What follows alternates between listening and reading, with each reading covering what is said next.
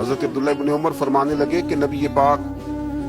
صلی اللہ علیہ وسلم فرماتے ہیں 3 لوگ سفر کر رہے تھے، رستے میں طوفان آ گیا، تیز بارش شروع ہو گئی،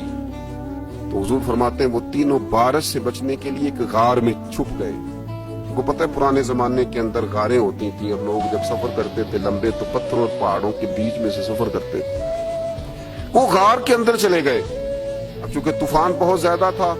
جب وہ غار کے اندر چلے گئے تو اللہ کے پیارے حبیب صلی اللہ علیہ وسلم فرماتے ہیں پتھر اوپر سے لڑکتا ہوا آیا اور غار کے منہ کے آگے آ کے اس نے غار کو بند کر دیا۔ اتنا تیز اور اس مضبوطی کے ساتھ وہ پتھر لگا اور اتنا صحیح فٹ ہوا کہ اندر روشنی آنی بھی ختم ہو گئی۔ اب 3 لوگ ہیں، تھوڑی دیر تو وہ پریشان رہے کہ شاید اب کبھی بچ نہیں سکیں گے، شاید چاروں جانب اندھیرا ہی ہے اور اندھیرا ہی رہے گا، شاید یہاں سے نکلنے کے لیے اب ہمیں کوئی رستہ میسر نہیں آئے گا۔ وہ پہلے تو پریشان ہوئے، پھر کہنے لگے یار اس طرح کرو، ذرا غور کیجئے گا میری بات، فرمایا اس طرح کرو، اگر کوئی زندگی میں نیکی کی ہے نا تو ذرا اس نیکی کو یاد تو کرو، اور یاد کر کے اس مالک کے حضور عرض تو کرو،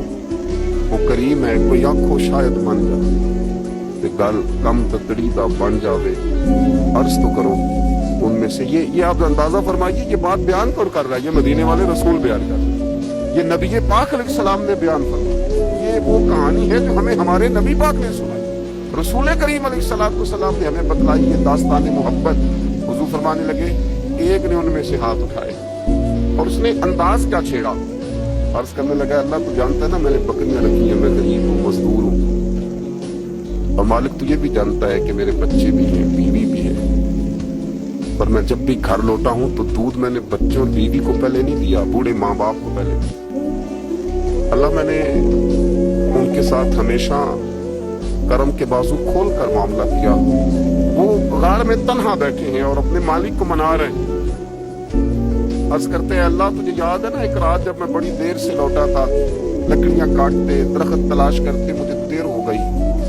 میں دیر سے لوٹا تھا، نیت یہ کر رکھی تھی کہ دودھ سب سے پہلے ماں باپ کو پلاؤں گا، مالک جب میں لوٹا تو وہ پورے تھک کر کے سو گئے تھے،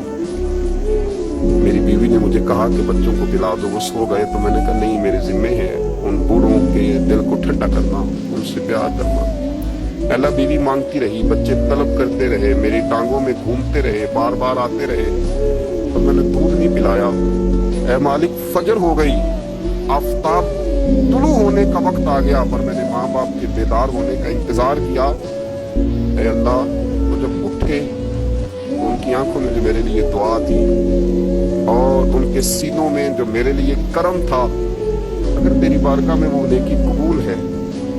تو مالک پھر رحم فرما، نہ اس مشکل سے آسانی عطا فرما۔ سنو سنو،